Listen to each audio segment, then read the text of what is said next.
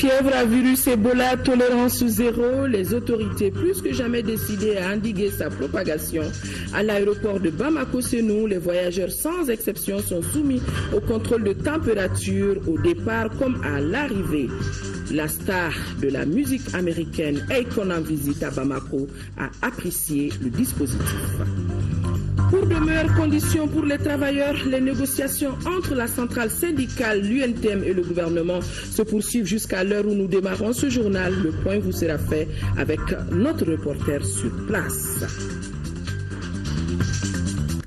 Nous sommes dimanche, dernier jour de la semaine. Mesdames et messieurs, bonsoir et bienvenue dans ce journal. Le président de la République, Ibrahim Boubacar Keïta, est arrivé cet après-midi à Bruxelles en compagnie de son épouse, Madame Keïta Aminata Meiga. Le chef de l'État répond ainsi à l'invitation du roi belge Philippe à participer aux cérémonies commémoratives du centenaire de la Grande Guerre 14-18. 46 autres délégations venues d'Afrique et d'Europe participeront également à l'activité, l'événement solennel d'hommage. Retour sur l'arrivée du chef de l'État avec nos envoyés spéciaux à Bruxelles, Abdul Salam Bambara et Bourama Traoré. En 3 minutes locales, que l'avion du président de la République a atterri à l'aéroport international d'Abelak de Bruxelles. Accompagné de son épouse Aminata Meiga et certains membres du gouvernement, Ibrahim Boubacar Keïta a été accueilli par les autorités belges et les ambassadeurs de l'Afrique de l'Ouest. Le chef de l'État participera le mardi prochain aux cérémonies commémoratives du centenaire de la Grande Guerre. Je réponds à l'invitation que Sa Majesté le roi des Belges a bien voulu m'adresser à participer à une cérémonie commémorative de la Grande Guerre. Et en sa compagnie et en celle d'autres hautes personnalités, nous serons à Newport et à Ypres pour cet hommage solennel que la Belgique veut rendre à ceux qui ont participé à la libération de l'Europe et également aussi à la défense des valeurs qui nous sont communes. Après l'aéroport, la délégation s'est ébranlée vers la ville, direction l'hôtel du chef de l'État situé en plein cœur de Bruxelles. À son arrivée, Ibrahim Boubacar Keïta a eu droit à un second accueil de la colonie malienne. Nos compatriotes sont venus nombreux souhaiter la bienvenue au président de la République. Je vous le disais dans les titres, comment éviter l'entrée du virus Ebola par nos aéroports. Notre équipe de reportage a passé la matinée à l'aéroport international de Bamako-Sénou où les autorités sanitaires et aéroportuaires s'affairent à sensibiliser, désinfecter et détecter la présence du virus. Pas de panique, le dispositif est en place et fonctionne normalement. Tout le monde s'y soumet, même si l'on est star de la trempe de Akon, Alousseni Touré et Aliou Touré. Dispositif sécuritaire anti-Ebola à l'aéroport international de Bamako-Sénou. Depuis l'annonce de l'émergence du phénomène dans la sous-région, les dispositions aéroportières se renforcent. Le dispositif a 3 volets. Un premier volet, sensibilisation. Un deuxième volet, protection, qui concerne les agents qui travaillent au niveau des aéroports pour pouvoir protéger tous ceux qui travaillent d'une contamination possible. Et un troisième volet qui concerne la détection. En séjour humanitaire au Mali, la star sénégalaise Akon n'a pas échappé à la campagne anti-Ebola. Il a une idée claire de la stratégie. D'abord, c'est l'information. Il faut d'abord donner des informations pour que les gens comprennent Ebola. Si on le comprend bien, donc on peut prévoir, faire des préventions là-dessus. À leur descente d'avion, comme au départ, les voyageurs sont soumis à une désinfection des mains. Le produit en question ne présente aucun danger pour les personnes. Ce sont des produits virucides, bactéricides et fongicides. Donc, ce sont des produits qui sont très efficaces, seulement avec 3 millilitres. Une pression de 3 millilitres, vous vous désinfectez les mains avec, et puis le tour est joué. Ce sont des produits qui ne sont pas dangereux du tout, ils n'ont pas d'effet secondaire. Et ce sont des produits également qui répondent à des normes de qualité comme le ISO 9001. Outre la désinfection, les voyageurs sont assujettis à un passage devant ces caméras thermiques. Celles-ci détectent le moindre écart de température. Nous avons une valeur différentielle qui est mise dans la machine. Donc une fois seulement que la température de quelqu'un atteint ça seulement, l'appareil sonne. Voilà. Et automatiquement, on met la personne à côté pour lui poser des questions, c'est-à-dire de demander s'il y a des signes qu'il manifeste. Aujourd'hui, on a les moyens de détecter au Mali. Et on a un laboratoire à niveau 3 qui peut détecter le virus Ebola. En 3 heures de temps, on a les résultats. Jusque-là, aucune résistance, aucun incident lié à ce simple contrôle. Les voyageurs comprennent le bien fondé de la démarche et se soumettent volontiers au dépistage. En tout état de cause, tout est en place à l'aéroport international de Bamako-Sénou pour détecter et contrôler les cas suspects. Dans la lutte et la prévention contre le virus à fièvre à virus Ebola à Kayes, l'opérateur économique Seydina Aliou Diallo apporte sa contribution donc à la lutte et la prévention de la fièvre Ebola.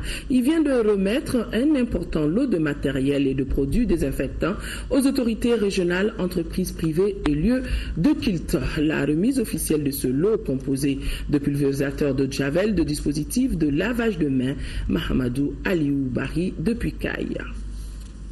Dans le cadre de la lutte et de la prévention de la maladie à virus hémorragique Ebola, l'opérateur économique engagé dans l'action humanitaire Seydina Aliou Diallo vient en appui aux autorités administratives politiques et aux entreprises privées de Kayes. Ce don est composé de 50 pulvérisateurs, de 50 dispositifs de lavage des mains collectifs et de 50 cartons d'eau de javel.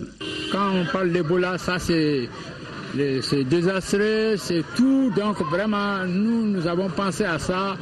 Depuis avant déjà, on a fait déjà des dépliants, 4000 dépliants pour les photos, pour inciter les gens à s'entretenir, à laver les mains. Ça, c'est le premier pas. On a beaucoup de choses aussi. On veut vraiment dire à Ebola, halte. Ces équipements et produits de désinfection sont destinés au CSCOM, compagnie de transport, mosquées, services techniques, d'où la satisfaction du gouverneur qui exhorte les autres entrepreneurs à faire autant. Je sais qu'à la détection du premier cas suspect, il est spontanément venu nous offrir son appui pour aménager le site d'isolement sur lequel nous sommes en train de travailler. Et aujourd'hui, il fait une contribution symbolique encore qui va dans le sens de la prévention, donc dans le sens du renforcement de l'hygiène. Donc toutes choses qui sont sanitaires et pour lesquelles j'en appelle à tous les autres opérateurs, parce qu'on ne peut pas continuellement compter sur les autres. Nous-mêmes qui sommes ici sur le terrain, nous sommes les premiers exposés et il est nécessaire que quand il y a un fléau comme ça, que tout le monde se lève et qu'on se donne la main. Un exercice de simulation de la désinfection d'un quart de la place a marqué cette cérémonie de donation. Dans la région de Tombouctou, la lutte contre la maladie à virus Ebola s'intensifie. C'est ainsi qu'à Niafunké, les médias, la société civile et les services sociaux sanitaires ont fait front commun pour la sensibilisation contre Ebola. Objectif, donner le maximum d'informations aux populations afin que celles-ci connaissent les signes cliniques et sachent comment les modes de transmission. Adam Adjimde.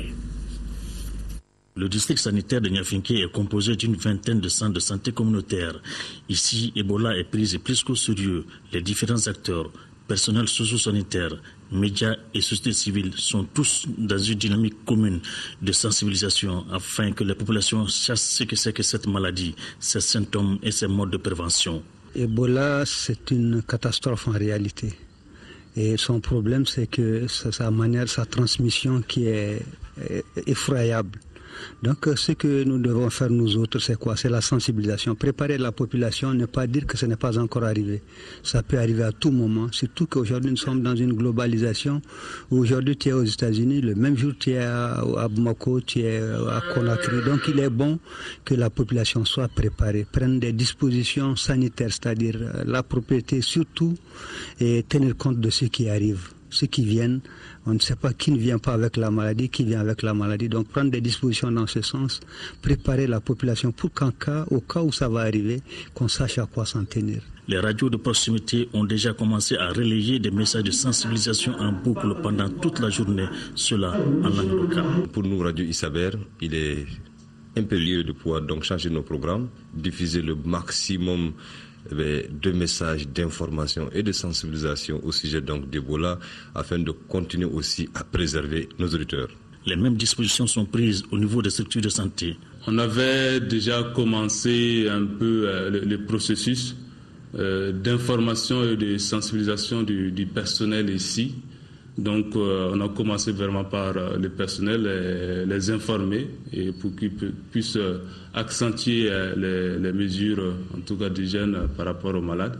Et maintenant, pour la population, c'est vraiment de passer par vraiment les radios. Nous avons aussi d'autres partenaires tels que les comités de crise. On va les inviter et parler de cette maladie-là. Et comme ça, le COTRAD peut être impliqué pour la sensibilisation, même au niveau des villages. Niafenke doit servir d'exemple aux autres localités pour que l'ensemble des communautés soient au même niveau d'information pour une riposte commune face à Ebola. 2 enfants opérés du cœur et suivi médical de 2 autres opérés il y a 1 an. Tel est le bilan de l'équipe médicale de 6 membres du CHU d'Angers. En France, en séjour à Bamako, la mission d'une semaine vient de prendre fin au CHU du Point G. Elle s'inscrivait dans le cadre d'un partenariat entre les 2 structures sanitaires, nous dit Nouhoum Sissoko. Mohamed Sow, 5 ans, et Djelika Koulibaly, 10 ans, ont bénéficié d'interventions chirurgicales du cœur de cette mission médicale du CHU d'Angers. Les 2 opérations effectuées en collaboration avec leur homologue de l'hôpital du P ont eu lieu au cours de la semaine. Pour l'une, nous avons pu la guérir et pour l'autre, bien améliorer. Et peut-être plus tard, il pourra être opéré à cœur ouvert. Le plateau technique, pour l'instant, ne permet pas d'opérer à cœur ouvert. La chirurgie à cœur ouvert permet de prendre en charge toutes les pathologies, toutes les malformations, toutes les maladies cardiaques chirurgicales. Depuis 5 ans, l'équipe du CHU d'Angers vient en moyenne 2 fois par an. Dans le cadre de notre formation, d'abord qui était initiale, le bénéfice c'est vraiment la formation continue, du fait qu'on parvient à assurer cette chirurgie continuellement, même en dehors des missions aux malades maliens. Pour le représentant du ministre de la Santé et de l'Hygiène publique, cette initiative permet de gagner en temps et en coût dans la prise en charge des malades du cœur. Si des réponses adaptées peuvent être données localement, non seulement quelque part ça soulage le budget qui peut être réorienté certainement pour renforcer d'autres questions pour lesquelles nous n'avons pas d'autres alternatives, ça c'est un. Et deuxièmement, quelque part ça permet même de gérer les délais de prise en charge des malades. En perspective, les CHU d'Angers et du Point G entendent mener des actions afin de mettre à niveau les laboratoires du Point G et veiller à l'hygiène publique dans les hôpitaux. Pour de meilleures conditions de travail pour les travailleurs du Mali, les tractations se poursuivent entre le gouvernement et l'Union nationale des travailleurs du Mali. Pour l'heure, aucun accord ne profile à l'horizon. Les 2 parties multiplient les plénières entrecoupées de pauses avec parfois des discussions très enflammées. Les points de discorde porteraient sur l'ITS, l'impôt sur le traitement de salaire et la valeur d'indice. C'est ce que nous signale, nous dit notre reporter Makanfi Konaté, qui est toujours sur place au ministère du Travail. Après 4 jours d'âpres discussions, les négociations entre l'UNTM et le gouvernement ont repris cet après-midi à 15h dans les locaux du ministère. À 72 heures de l'ultimatum, les médiateurs semblent déterminés à arracher un accord aux protagonistes. Les 2 parties multiplient les allers-retours entre la salle de plénière et les salles de retraite du groupe. Tantôt c'est le gouvernement qui se retire, tantôt les partenaires sociaux. Des allées et venues qui sont émaillées de longues discussions téléphoniques entre les partenaires. Les 2 parties s'accusent mutuellement de faire un pas en avant et 2 pas en arrière.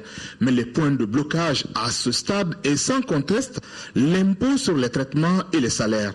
Les 2 parties chercheraient le juste équilibre, mais la complexité des éléments qui entrent dans le calcul de l'ITS ne facilite pas les avancées sur le dossier. Face à l'absence d'avancées sur ce point, le gouvernement aurait proposé de différer la question à décembre. Une chose est certaine, Les deux parties font tout pour éviter la grève. Le comité de conciliation, pour sa part, est décidé à ne pas quitter la table aujourd'hui avant d'avoir conclu un accord.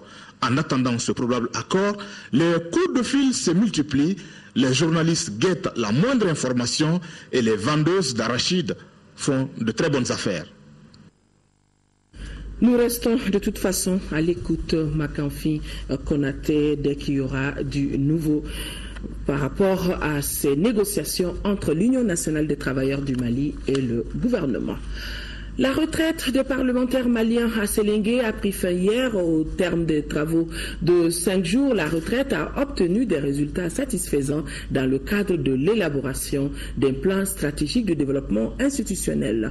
Au nombre des recommandations formulées, la diffusion de manuels de procédure et du rapport d'étude d'audit 2010 figure en bonne place. Tchemoko Sagara a suivi pour nous. Ouverte le 20 octobre 2014, cette retraite de 6 jours recommande au comité technique de l'Assemblée nationale de finaliser le plan stratégique d'ici décembre 2014 et d'assurer le suivi de sa mise en œuvre. Les participants souhaitent la mise en place d'un mécanisme adéquat pour une meilleure appropriation des 3 manuels de procédure administrative, financière et comptable par l'Assemblée nationale du Mali et la diffusion du rapport d'audit 2010. Il demande enfin de tenir compte du réseau des femmes parlementaires dans l'élaboration du plan stratégique. Ces recommandations vont permettre à l'Assemblée d'être une Assemblée performante au service vraiment du peuple malien. Nous allons élaborer après un plan stratégique qui sera mis à la disposition des partenaires pour pouvoir vraiment nous aider à corriger les faiblesses qui sont au niveau de l'Assemblée. Ces résultats ont été obtenus grâce à l'accompagnement du PNUD et du NDI qui salue la nouvelle vision des parlementaires maliens. Une Assemblée nationale plurielle, indépendante, ouverte, performante et répondant aux aspirations du peuple souverain dans un Mali uni, réconcilié et prospère à l'horizon 2025. Pour le NDI, cette vision remplit tous les critères et standards d'un parlement démocratique à l'écoute du peuple souverain. Si l'Assemblée sort de cet exercice très important avec un document stratégique, je pense qu'il faudrait créer ce cadre-là pour que les partenaires sachent que vous avez fait cet impressionnant travail et éventuellement leur ouvrir aussi la porte pour que les gens puissent faire des contributions. La retraite à Sélingué a comblé toutes les attentes du Parlement malien. Il s'agit maintenant pour l'Assemblée nationale du Mali d'apporter son soutien pour la finalisation du plan stratégique. L'élaboration d'un programme de développement institutionnel du Parlement malien augure à cet effet des jours meilleurs dans l'accomplissement de cette exaltante mission. Le bureau de l'Assemblée nationale apportera tout son soutien à la consolidation et à la finalisation du plan stratégique et prend l'engagement par ma voix de son adoption par l'institution. Cette retraite qui s'est tenue après celle de Ségou avait pour but d'aider le Parlement malien à élaborer un plan stratégique de développement institutionnel. Elle avait regroupé des députés maliens et des experts venus des pays de la sous-région. La politique dans ce journal, les travaux du 4e congrès du parti Myria ont débuté hier dans la capitale des Balanzans. Militants, sympathisants et amis du Myria devraient échanger sur la structuration du parti, le bilan et perspectives des élections du Mali post-crise. Les travaux étaient dirigés par le président du parti, professeur Mamadou Kassa Traoré. Ségou, le point avec Fousseni Samaké. 3 points étaient à l'ordre du jour de ce 4e congrès ordinaire du parti Myria, à savoir la restructuration du parti, les informations relatives à la vie du parti et la situation sécuritaire.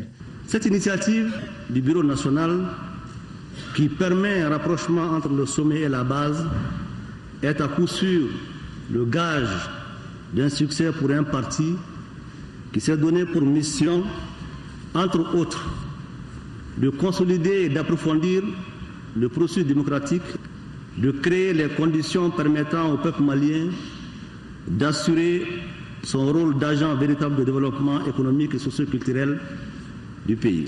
C'est un congrès de retour.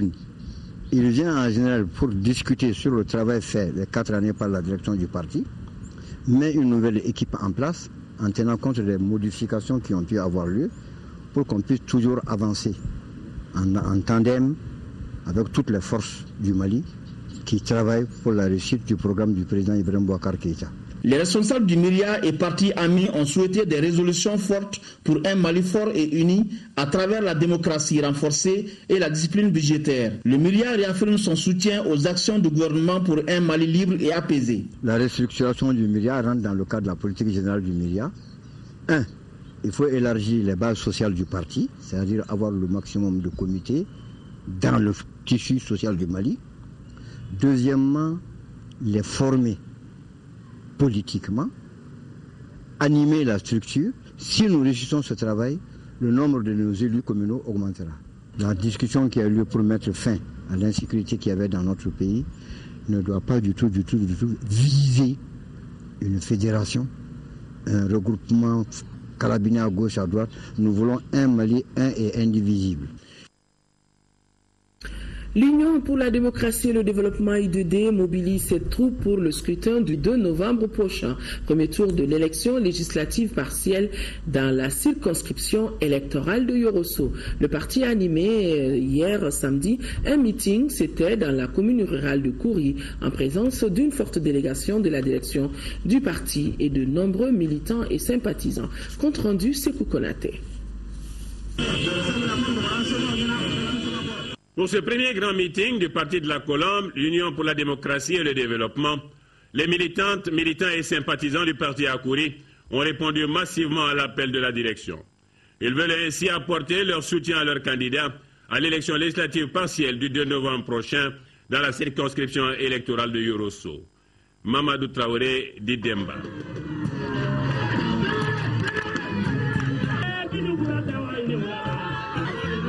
Occasion pour le parti de dévoiler ses ambitions en s'engageant dans cette bataille politique qui vise à procéder au remplacement de Dramane Josué Goïta, décédé en cours de mandat. J'ai choisi d'être candidat à l'élection partielle 2014 dans le cercle de Yorosso. C'est pour un peu amener, c'est-à-dire la souffrance de la population de Yorosso devant l'Assemblée, les exposer, chercher une solution adéquate à leur souffrance. Actuellement, nos femmes là, elles souffrent. Il y a des villages qui n'ont pas de puits, il y a des villages qui n'ont pas des écoles. Les enfants sont même assis à terre pour étudier. Comme ils ont eu à nous dire que le député ne peut pas construire des écoles ni des puits, mais ça dit ils cherchent des projets pour venir à l'aide pour la population de Yorosso. C'est ce qui m'a motivé. Des ambitions fortes dont la réalisation passe par une forte mobilisation des militantes et militants le jour du scrutin, c'est-à-dire le 2 novembre prochain.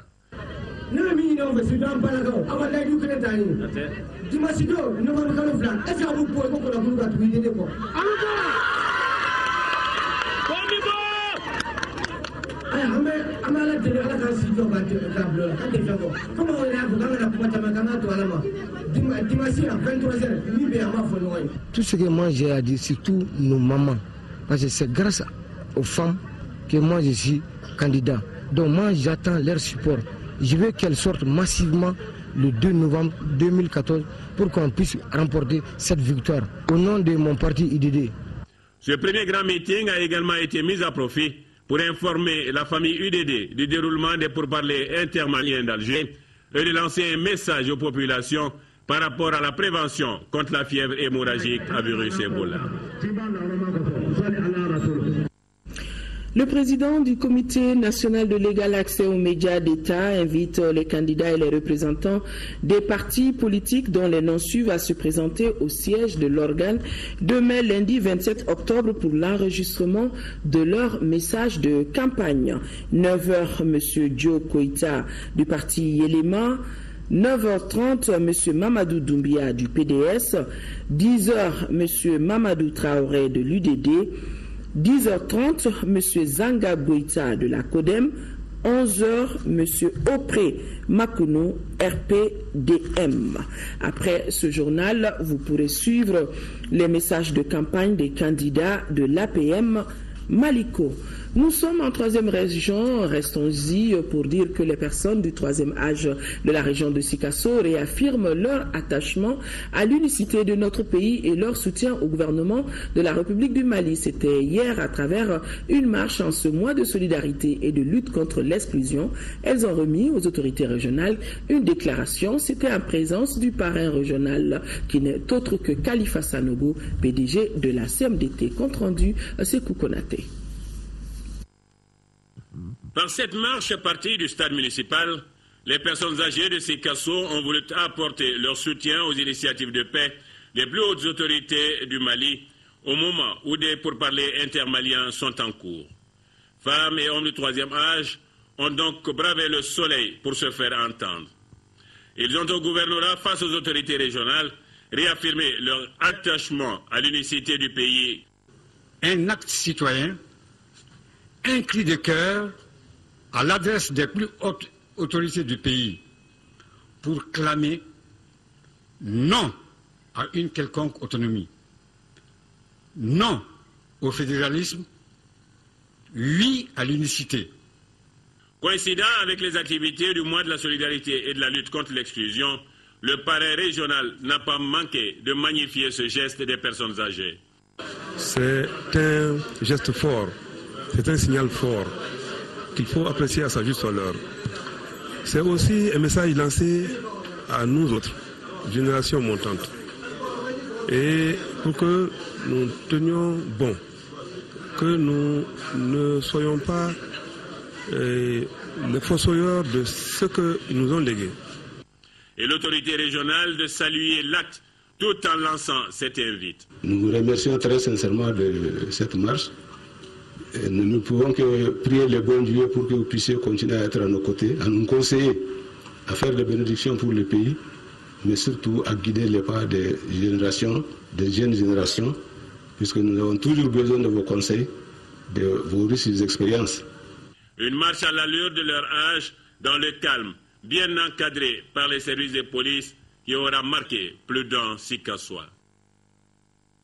Sur invitation du gouvernement de la République du Niger, conformément aux dispositions de l'accord tripartite sur le rapatriement volontaire des réfugiés maliens vivant au Niger, la deuxième réunion de la commission tripartite a été organisée à Niamey le 22 octobre dernier. La délégation du gouvernement de la République du Mali était conduite par le secrétaire général du ministère de la Solidarité, de l'Action humanitaire, de la reconstruction du Nord et celle du Niger par son homologue Ider Adamo. La délégation du Haut Commissariat des Nations Unies pour les réfugiés était conduite par M. Karl Stinecker du Niger. Avant le début des travaux, une minute de silence a été observée à la mémoire de braves soldats nigériens tombés sur le champ d'honneur au Mali. Dans leur allocution d'ouverture, les chefs de délégation ont mis l'accent sur les points suivants: l'appel du gouvernement à ses ressortissants de regagner la patrie pour s'engager dans la réconciliation et la reconstruction du pays, leur engagement à intensifier dans la mesure du possible le monitorage de protection des zones de retour et au niveau des frontières, en mettant l'accent notamment sur la mise en place effective des dispositifs d'accueil intégrant tous les acteurs cités pour garantir une meilleure intégration des rapatriés. En 5e région, l'association des volontaires engagés pour le développement, la sécurité et la réconciliation dans le cercle de Douanza, en partenariat avec Will Foundation, vient d'organiser un forum intercommunautaire à Douanza. Les travaux du forum de 2 jours ont débuté dans la Maison des Arts de Douanza sous la présence du chef de cabinet du ministre de la Réconciliation nationale, Moustapha Doumbia, compte rendu. À travers ce forum intercommunautaire, l'association des volontaires engagés pour le développement, la sécurité et la réconciliation dans le cercle de Douanza entend contribuer au renforcement de la paix, de la cohésion sociale, de la sécurité et de la réconciliation. Aujourd'hui, le territoire est libéré, mais les attaques à main armée le long des axes d'échange se poursuivent encore malheureusement. Il faut tous ensemble trouver une solution pour la paix. L'organisation du forum a bénéficié de l'accompagnement technique et financier de l'ONG Will Foundation. Will Foundation, en tout cas, se propose d'engager toute réflexion avec des initiatives tant au niveau local qu'au national, pour pouvoir accompagner ce processus de réconciliation et de reconstruction post-conflit. La rencontre intercommunautaire du cercle de Douanza a regroupé les chefs de village et de fractions, les leaders communautaires, les élus et les représentants de l'administration, ainsi que les maires des communes de Gossi, Bambara Maoudé et Inadjatafano dans la région de Tombouctou. Le ministère de la Réconciliation nationale a été créé avec pour mission de conduire la politique nationale concourant au retour de la paix et de la cohésion entre la mosaïque des peuples et des cultures que compose le Mali. Votre action s'inscrit dans ce cadre et notre département vous accompagnera dans la mise en œuvre de réconciliation ainsi recherchée. Le forum de 2 jours doit permettre de dégager un plan d'action dans le sens de la paix, de la réconciliation et du développement du cercle de Douanza. Geste de solidarité des Maliens d'Algérie à l'endroit des réfugiés maliens en marge des activités des pourparlers intermaliens qui se tenaient dans la capitale algérienne. Nos compatriotes vivant dans ce pays ont remis au ministre de la Solidarité, que vous voyez sur ces images, au ministre de la Solidarité, de l'Action humanitaire et de la reconstruction du Nord, la somme symbolique de 500 000 francs CFA. Et ce geste s'inscrit dans le cadre du mois de la solidarité et de la lutte contre l'exclusion. Les Maliens d'Algérie qui disent bien comprendre et compatir à la douleur des personnes qui ont dû quitter le pays à cause de la crise du Nord. Le ministre Konaté a à son tour à saluer ce geste et assuré que la somme sera versée aux fonds mobilisés pour contribuer aux frais de scolarisation et de retour à l'école des enfants déplacés de la région de Kidal. Après la cérémonie officielle de la célébration de la Journée internationale de la femme rurale 2014, les femmes étaient ce matin en visite touristique dans le cercle de Bandiagara. Près de 200 personnes, essentiellement des femmes, ont pu visiter quelques sites naturels du pays d'Ogon en toute sécurité. Le ministre de l'Artisanat, Madame le ministre de l'Artisanat et du Tourisme et son homologue en charge de la promotion de la femme, de l'enfant et de la famille s'engagent ainsi dans une dynamique de promotion du tourisme local à travers la femme malienne. Cheikh Oumar Sangaré. Première étape de la journée touristique, le village de Songo, 3000 habitants environ, avec une fréquentation de près de 100 touristes jour avant la crise. Ici, la belle architecture à base de pierres et la grotte où est pratiquée la circoncision triennale ont été visitées. Avec ses peintures ripestes d'une grande beauté, l'accès à cette grotte est interdit aux femmes. Les 2 ministres ont profité de la visite pour échanger avec les femmes artisanes de la localité. Le sens que je donne à cette visite, c'est de mettre les femmes en contribution. C'est-à-dire les femmes sont sur leur lieu de travail, dans leur famille, dans leur milieu culturel. Donc si nous venons dans une région, dans un cercle, c'est une très bonne chose d'aller à proximité, de voir comment elles sont, de voir où elles vivent. La deuxième étape fut Deguéméré, le site religieux qui est la colline dans laquelle El Hadj Oumar Tall a disparu en février 1864 a été visité par les femmes. Cet intérêt que les Maliennes viennent de manifester pour les sites touristiques cadre avec les ambitions du département concerné. Nous avons visité les collines de Songo. Après Songo, nous voici maintenant à Deguéméré. Deguéméré, en fait, c'est un site touristique religieux. Actuellement, nous avons un programme de relance du tourisme au niveau national pour développer le tourisme scolaire et le tourisme universitaire. La 19e édition de la Journée internationale de la femme rurale a été une édition au cours de laquelle manifestations culturelles, artisanat et tourisme ont été au cœur de la célébration. La Fédération des artistes du Mali, FEDAMA, vient de remettre une somme de 7 millions de francs CFA aux artistes déplacés du Nord. La cérémonie a regroupé le ministre des Affaires religieuses et du culte, le représentant du ministre de la Solidarité, de l'Action humanitaire, les artistes, entre autres. C'était en présence de notre reporter Aïssata Saliou Meiga. 7 millions de francs CFA, c'est le montant que la FEDAMAN a remis à 35 artistes déplacés du Nord. Par cette action, la grande famille des artistes veut participer au développement de notre pays. La grande famille unie des créateurs d'œuvres de l'esprit veut, par ce geste, dire que l'art pour l'art est un luxe que nous ne pouvons nous offrir. Et dire aussi que la culture, à l'instar des autres secteurs, se doit de participer au processus évolutif et global qu'est le développement. Selon le représentant des bénéficiaires, ces fonds acquis leur permettront de mieux s'installer une fois de retour à la maison. Ces sommes nous permettront de rentrer chez nous, de retrouver nos parents après 2 années de calvaire passées loin des nôtres. Cette initiative de la Fédération des artistes du Mali a été fortement saluée par les autorités de notre pays. À noter que l'orchestre Nabi de Tombouctou a émerveillé le public en chantant la paix tant attendue par tous les fils du Mali. Un projet d'appui à la scolarisation des filles handicapées est lancé dans le district de Bamako. C'est un projet de sensibilisation des parents d'enfants et autorités à se mobiliser pour faciliter l'accessibilité des filles en situation de handicap aux infrastructures scolaires, faciliter leur accueil par les acteurs de l'éducation. Le projet piloté par l'Association des femmes handicapées est soutenu par l'ambassade de France au Mali.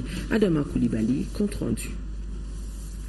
L'équité d'accès à l'éducation en milieu scolaire entre enfants bien portants et enfants handicapés pose problème. Dans cette disparité, les filles handicapées sont les plus touchées. C'est ce qu'estime l'Union malienne des femmes handicapées, UMA-FH. L'Union de ces femmes vient de lancer un projet de protection des filles handicapées scolarisées.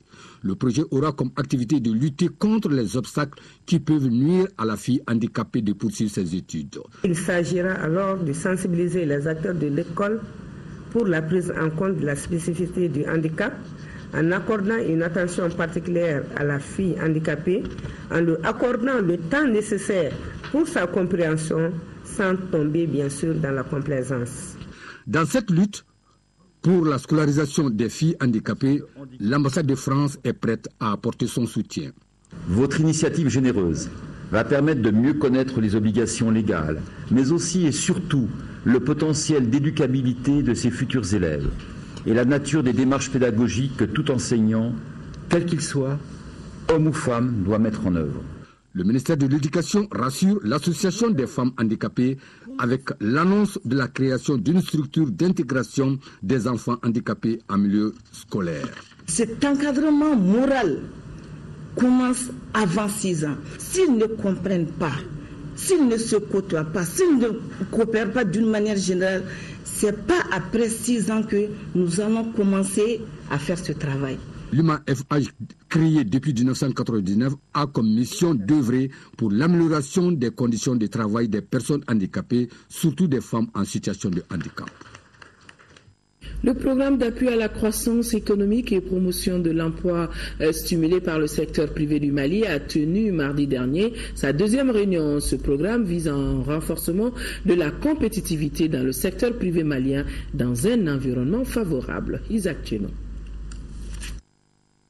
Ce fonds est un fonds innovant parce qu'il va financer des entreprises, des petites et moyennes entreprises, et même des toutes petites entreprises à travers des subventions et à travers des fonds de garantie, à travers un fonds de garantie aussi logé au niveau des banques. À travers cette 2e rencontre de ce comité d'orientation stratégique, il s'agit de faciliter les modalités de décaissement de fonds destinés aux petites et moyennes entreprises. Nous allons travailler sur les comités de financement. Vous savez, dans chaque région, on a mis des comités de financement pour voir si les dossiers de financement sont au point après que les dossiers soient approuvés par les partenaires techniques, parce qu'on a aussi un partenaire technique qui gère, qui a été sélectionné par la coopération danoise et qui peut étudier le dossier, qui approuve le dossier et met ces dossiers-là, une fois approuvés au niveau de l'assistance technique, est mis à la disposition de ce comité de financement. Et ce comité de financement, c'est comme les comités de crédit au niveau des banques. Ce comité approuve et décide que cette entreprise peut être financée. Des fonds qui permettront certainement d'amorcer le développement à la base. Les travaux vont porter sur l'adoption du compte-rendu de la première rencontre, d'examen des rapports et d'approbation de manuels de suivi et évaluation, entre autres. Lancement à Kita d'un projet de plan Mali intitulé « Amélioration de l'accès aux services d'éducation de qualité ». Ce projet consiste à mettre à la disposition des enfants du primaire et de leurs apprenants de meilleures conditions de travail. Et il est financé à hauteur de plus de 11 milliards de nos francs, dont plus de 706 millions pour le cercle de Kita. Les bailleurs de fonds sont le gouvernement canadien, Save Children, la fondation Aga Khan, World Vision et Plan Mali. Envoyés spéciaux à Kita, Aliou Bekone et Aïssata Ibrahim Meiga. Les enfants ont bien droit à plus que ça, surtout quand il s'agit de leur épanouissement physique et moral. Les écoles maliennes se caractérisent par le manque de moyens matériels, mauvaises conditions de travail pour les enfants et leurs apprenants. Et c'est justement là qu'intervient Plan Mali avec cette fois-ci son projet d'amélioration de l'accès aux services d'éducation de qualité PASEC. Il concerne la petite enfance et les enfants du primaire. Nous voulons vraiment mettre l'accent par rapport au préscolaire pour faciliter un peu la transition du préscolaire. Il faut que le soubassement soit bien fait. Et également, à partir de cela, le premier cycle de l'enseignement fondamental, nous pensons qu'il y a un vaste programme qui doit être adressé à ces enfants-là. Et en termes d'abord d'accès, il y a des infrastructures qui manquent ou il y a des pléthores.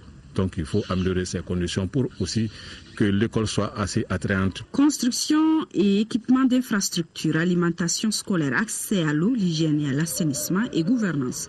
Ce sont les 4 composantes du PASEC. Pour sa mise en œuvre, Plan Mali attribue plus de 706 millions aux 30 villages de 13 communes du cercle de Kita. La mise en œuvre efficace de ce projet au profit des enfants viendra combler une insuffisance en termes d'infrastructures scolaires et préscolaires dans le cercle de Kita. En outre, elle permettra de renforcer les capacités des acteurs de l'éducation. Ces différents résultats attendus donneront également espoir aux collectivités décentralisées et aux organes de gestion de l'école et des centres de développement de la petite enfance dans leur démarche quotidienne d'amélioration des conditions de scolarisation des enfants en général et des filles en particulier. À cette cérémonie de lancement étaient présentes les autorités régionales, une autre façon pour Plan Mali de les impliquer dans sa réalisation, car, dit-on, on ne rase pas la tête de quelqu'un en son absence. La mission du ministère des Maliens de l'extérieur après Sélékéni a fait un détour à Madalaya dans la commune rurale de Bafoulabé. Le village de Madalaya a perdu 13 de ses jeunes adolescents lors du naufrage d'un bateau sur les côtes libyennes. C'était le 15 juillet dernier. L'objectif de la mission était de présenter les condoléances des plus hautes autorités du pays, mais également de discuter avec les populations sur les conséquences de la migration clandestine et le ressort des échanges qu'il faut créer des activités génératrices de revenus pour maintenir les jeunes sur place. Envoyés spéciaux Boubacar Sissoko et Aliou Touré. Le ministère des Maliens de l'extérieur s'attaque à la racine du mal de la migration clandestine. Les cadres de ce département ont profité de la semaine socio-éducative, sanitaire, culturelle et sportive des jeunes pour le développement de Sélékéni pour rencontrer les populations des villages traditionnellement reconnus comme des milieux de départ massifs.